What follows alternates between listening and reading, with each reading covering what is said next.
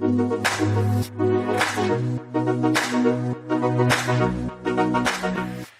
our special guest speaker is a master storyteller and presenter, coming from a boutique presentation design agency, and has a real knack for making real human connections and bringing your story to life. So without further ado, I'd love to introduce to you Aimee Foster from Slidemasters. Aimee?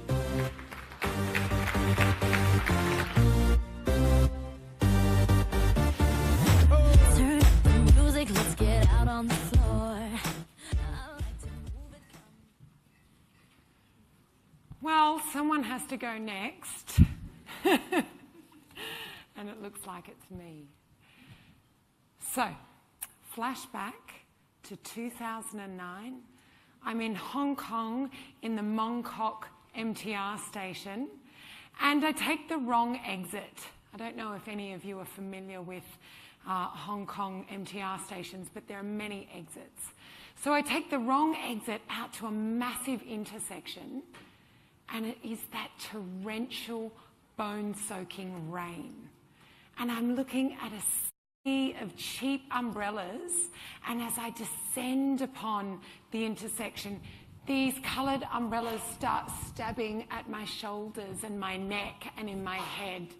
And I'm using my iPhone 2 and Google Maps, which is relatively new technology for the time, to direct me to where I need to go.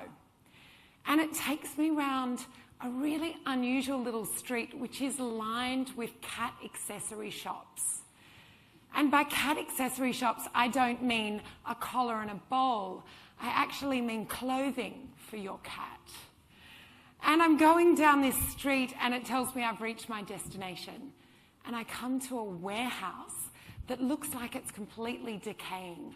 And it's rusty and there's a roller door that is only halfway up. And I'm pretty sure this is where I need to go. So I climb under the roller door, and inside it's completely dark, and it's damp, and it's industrial, and there's this overwhelming smell of menthol. And I continue down the back of the warehouse, past all the pallets and the forklifts, continue down, and I find some metal stairs. And as I'm climbing these metal stairs, my footsteps are echoing throughout the warehouse. And I'm still wondering, what is this smell of menthol? I later found out it was actually a menthol factory, which explained the smell. Anyway, I head down the corridor, the last corridor, and I can see a big metal doorway at the end. And on the other side of the doorway, I can hear the faint sound of ninjas. I bang on the door. I'm quite nervous.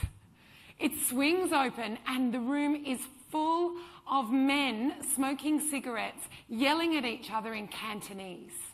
And I am shoved into an audio production booth with headphones on my ears, a script shoved into my hand, and I'm told to look straight up at a martial arts film on the screen. This was my foray into the world of back alley, underground, pirated Cantonese martial arts cinema dubbing. This is really where my education as a voice artist started. So gone were the decades of plush studios in Crow's Nest and Surrey Hills with their velvet lounges and their espresso machines. No, this is where I'd really learn the craft of storytelling.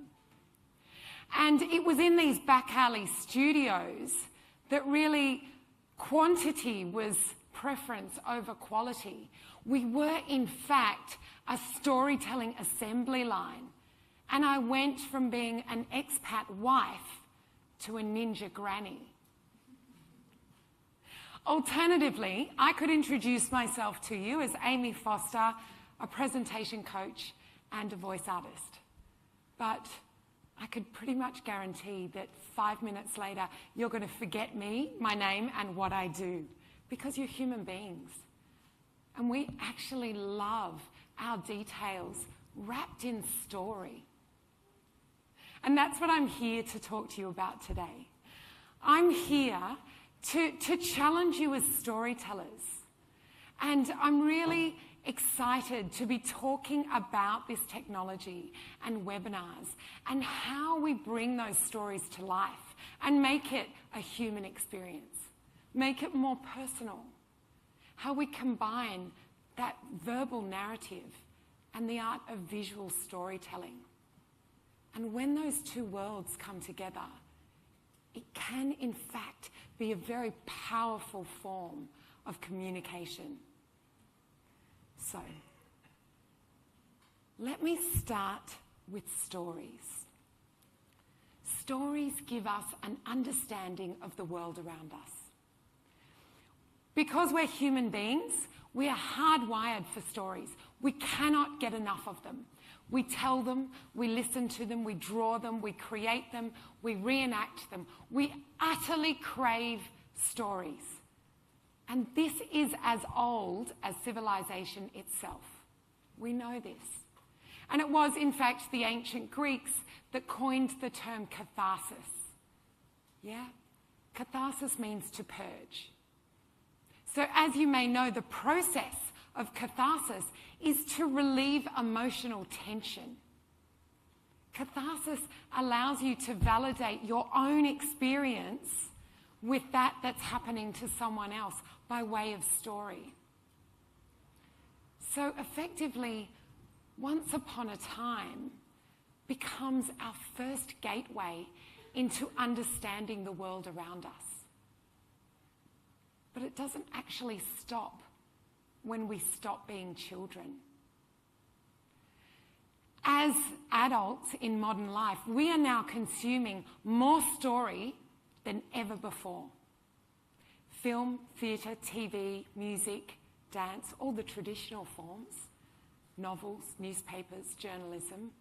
But now, with this explosion of technology, we have web series, webcasts, podcasts, and all manner of creative truth bombs. We can't get enough of it.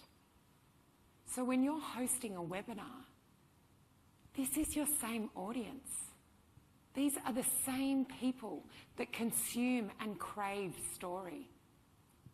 So remember this, and it might help you or encourage you to start to use a little bit of story in your messaging and in your webinars.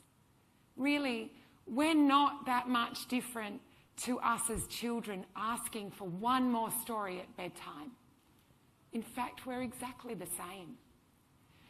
So who of you remembers a story that we were all told as children that in order to gain the trust of the community, you must not tell lies? Can anyone remember the name of that story? Call it out. Boy Who Cried Wolf. Thank you. I'm glad someone knew that. Okay, so if I'm standing in a room full of 4-year-olds and 5-year-olds and I say, guys, you know, to get the trust of your family and friends, you can't tell lies. Do you think they're even going to listen to the end of the sentence? No. It is, in fact, the story that we all remember.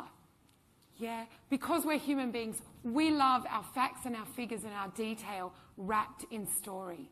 Because we're human.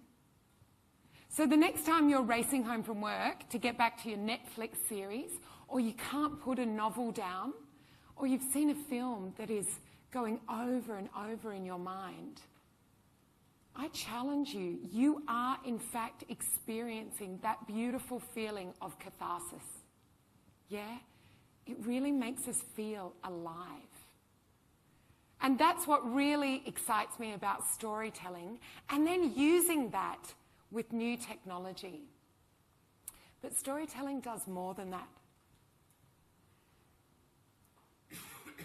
Storytelling allows us to create a shared experience with our audience and to build a personal connection.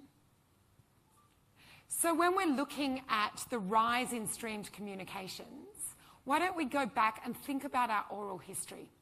So the first things we learn come from stories being told to us by our family. But then we go to preschool and we sit on the mat and we look up at our preschool teacher and they tell us information and we learn this way. And then we go to primary school in the same way. secondary school, university. We sit in university lectures and we look down at our professor and we listen to them. And this transcends into the workplace. We learn, we're constantly being forced to watch presentations, conferences, seminars. We still continue to learn in this way. And so when you are hosting a webinar or putting together a webinar, it's really important to realize that you are in fact part of an established culture of trust. You sitting there in front of me for the next 10, 15 minutes have very politely given me your time and your mind to perhaps offer you a fresh perspective if I can keep you engaged. And therein lies the transaction. So it's really important to remember that when we are in fact speaking to an audience, it's always a privilege. And stories allow us to humble ourselves to our audience. They allow us to humanize our story and our journey. And they allow us to build an empathy bridge with our audience. Probably the best example, or my favorite example of this, is Barack Obama's style of speeches that really resonated on the world stage. Why were they different? Because he used story all the time. He allowed himself to use story so that it humbled himself to his audience. And you can look at any one of his addresses, and they include these techniques. But certainly my favourite is the 2008 Democratic Convention address, where he says, "The reason I'm standing in front of you today is because somebody, somewhere, stood up for me when it was risky." And he goes on. But in that moment, he becomes one with his audience. Stories allow us to build relationships and really forge a connection. And again, I urge you to start to think of yourself as storytellers, because we are. We naturally are. So stories allow us to make our messages really memorable and authentic. And this is because there's only one of us. We're completely unique. No one can tell a story quite like us. But if you are on trend with the style of communication that webinars are going in, as previously mentioned, the communication style is very conversational. And that can be from a panel having a discussion, a subject matter having a chat with the host, or your host chatting directly down the barrel of the camera, but making you feel like you're very welcome to come into their lounge room and have a cup of tea with them. How do we produce conversational style of communication? So I want you to think about, how do you catch up with your friends and your family? When you get together, how do you communicate? If you haven't seen someone for the last 6 weeks, do you rattle off a list of events like dot points on a P&L statement? No, we don't talk like that. We talk in stories, all of us. We are experts at capturing moments in our life as little episodes. And we allow this to bounce back and forward from each other like a proverbial tennis match. Dan knew I only had 4 days annual leave, and he insisted that we take an EasyJet to Paris. You'll never guess what happened. Oh, what happened? And there it begins, this connection we build by sharing stories about budget travel. But what we're really doing is relating to each other, and we're connecting. When you come home from work and your partner asks you, "How was your day?" you don't go through your day like a timeline list of events. We don't do that.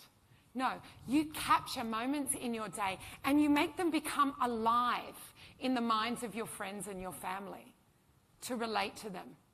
Oh, I knew it was going to be a terrible day. I left my Keep cup at home. I was in line for a coffee, and then I realised I can't take another disposable cup into the office because Tony has been coffee cup shaming me all week.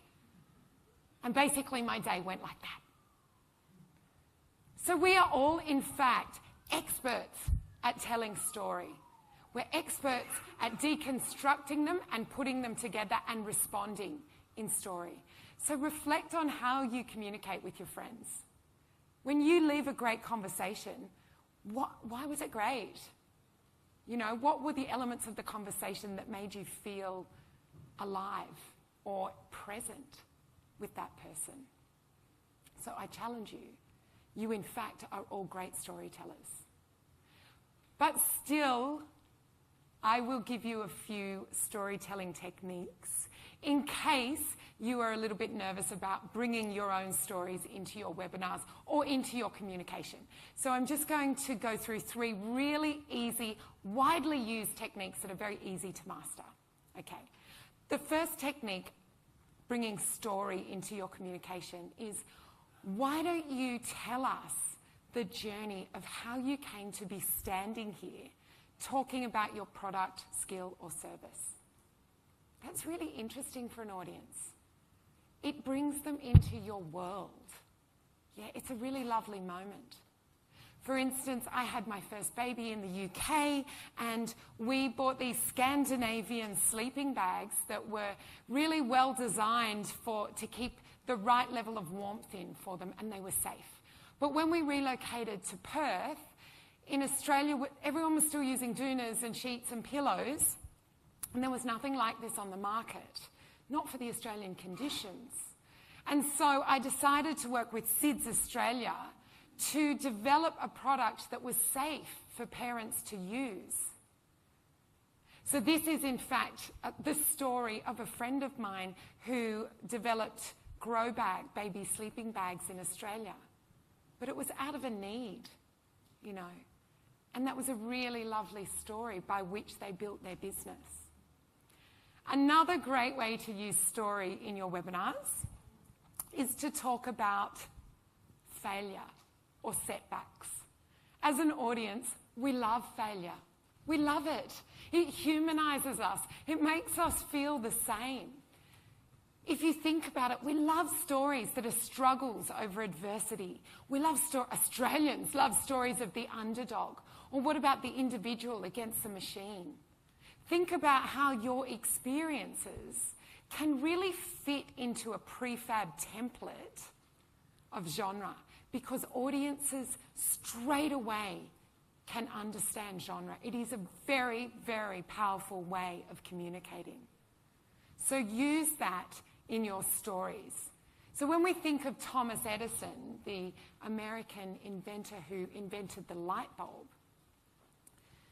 he completely reframed his position in interviews after he invented the light bulb. He didn't talk about the light bulb.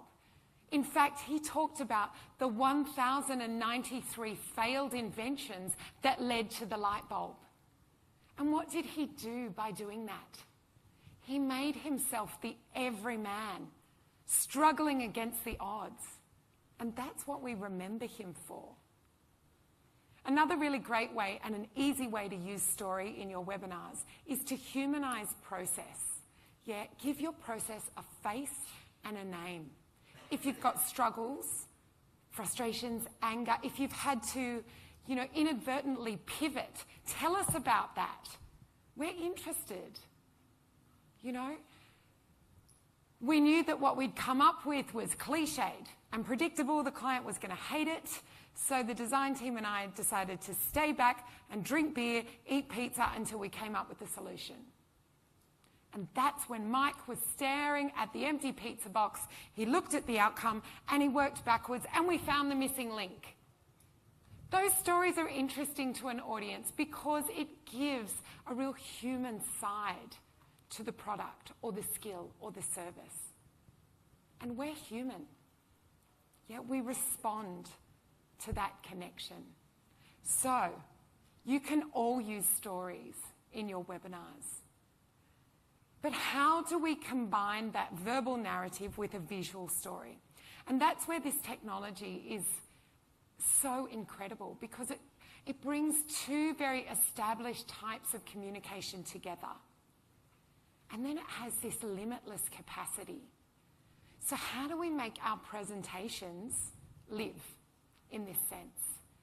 And really, for me, it is about that interaction of the verbal narrative and the visual storytelling. So how do we use our visuals to support us? So visuals unify the audience with a common experience. So what we know about film-going audiences is when there's an audience watching a film and they're engaged in the story, their brain activity patterns, in fact, are very similar. So we can really use this to our advantage in webinars. By using a strong visual, we can, in fact, place our entire audience together at the starting line. Think about this. Think about how powerful this could be as you reach out to your audience. It's actually quite extraordinary. So let your visuals tell your story. Let them ignite the curiosity in the story. Let them add colour. Let them set the mood and the atmosphere. Yeah? Let them pack a bit of a punch and land your key message. They are there to serve you. Yeah? And that's really when this technology is at its best. Another great way that visuals are going to work for you with this technology is that they guide your audience through a journey. Now, when I use the word journey and I use the word narrative, I don't want you to immediately think, oh, Dorothy and the Wizard of Oz and the Yellow Brick Road type of journey. With every webinar, you want to take your audience from point A to point B. Yeah, you're taking them somewhere. You want them to leave changed in some way. And so in order to do that, you need to navigate that for them.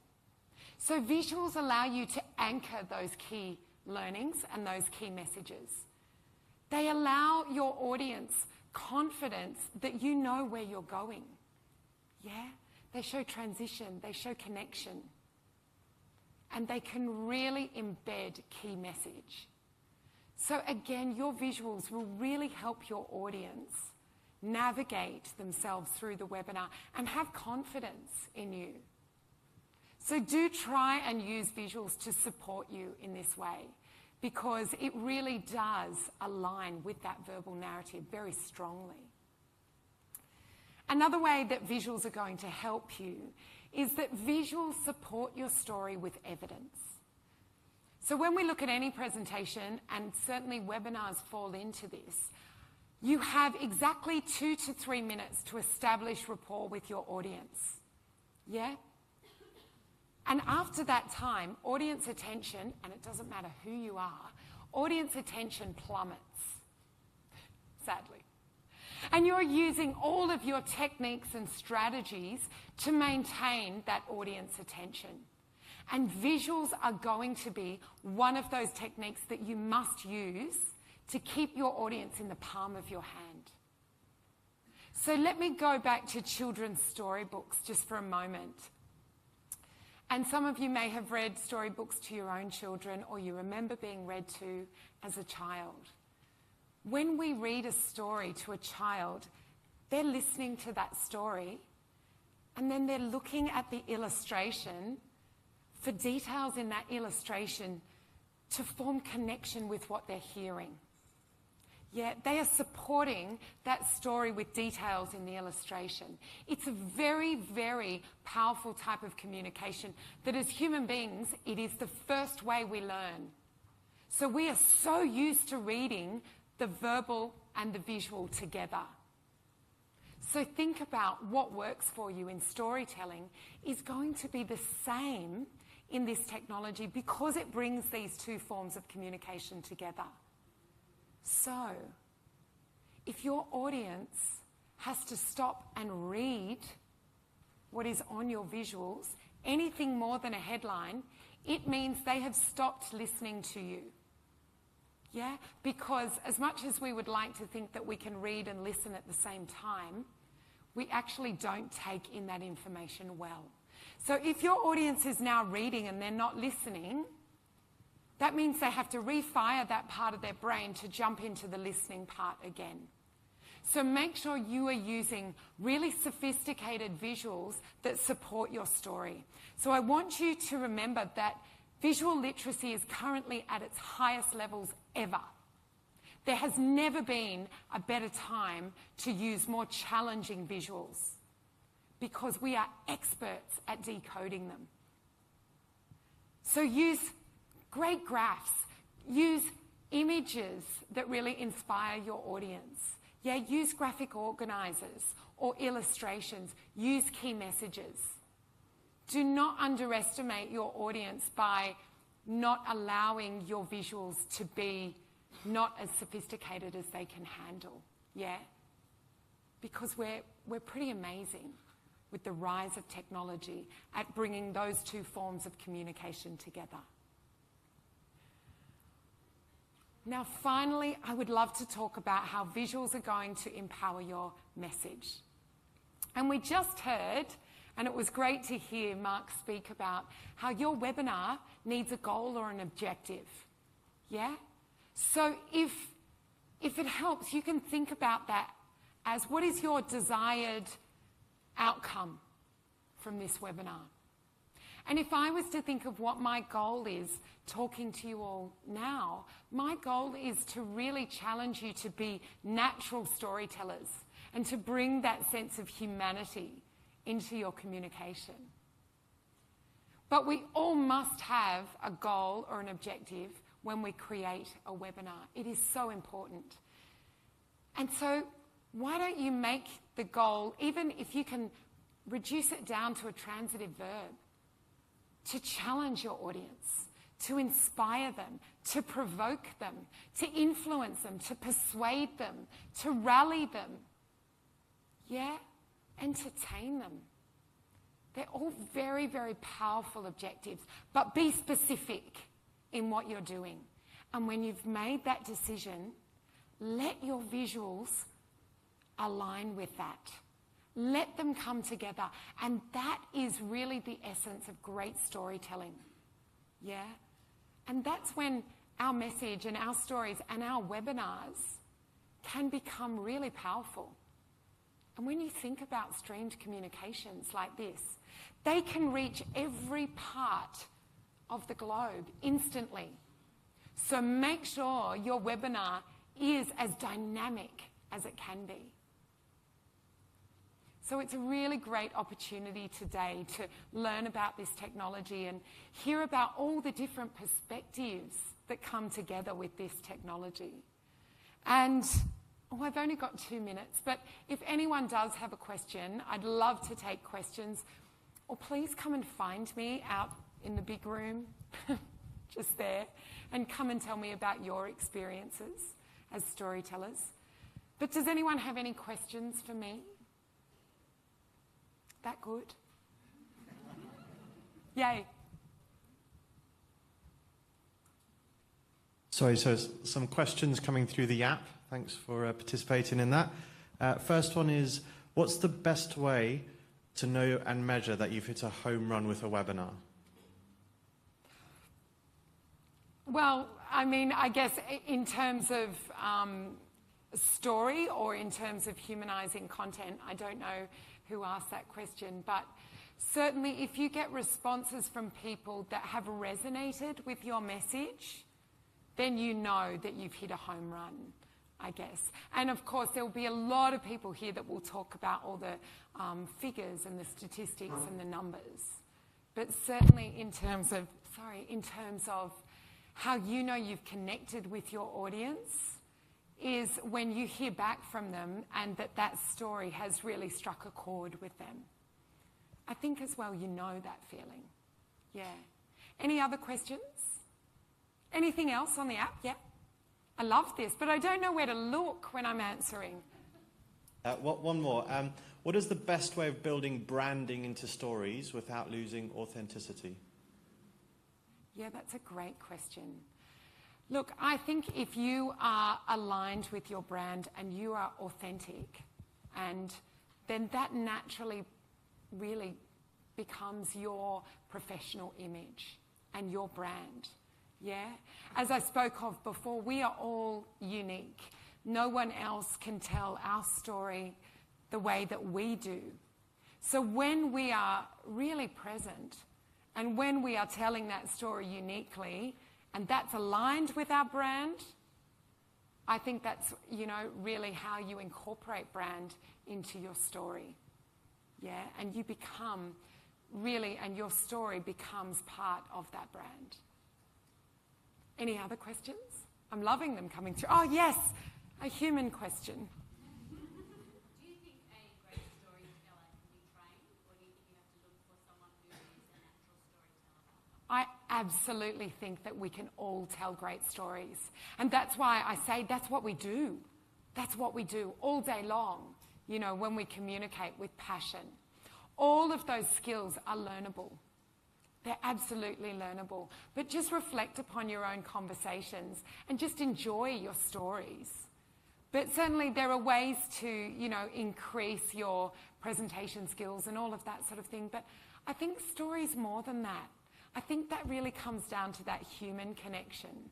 So start to think about, when you're with great people that you love, how do those stories go backwards and forwards? It doesn't need to be an amazing package. It just needs to be a memory or a shared moment or something that's real. Yeah?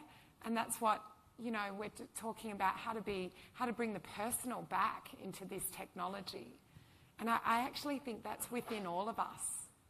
Yeah, it's not limited to a special few that like to tell stories, because all of our stories are, awesome. Yeah.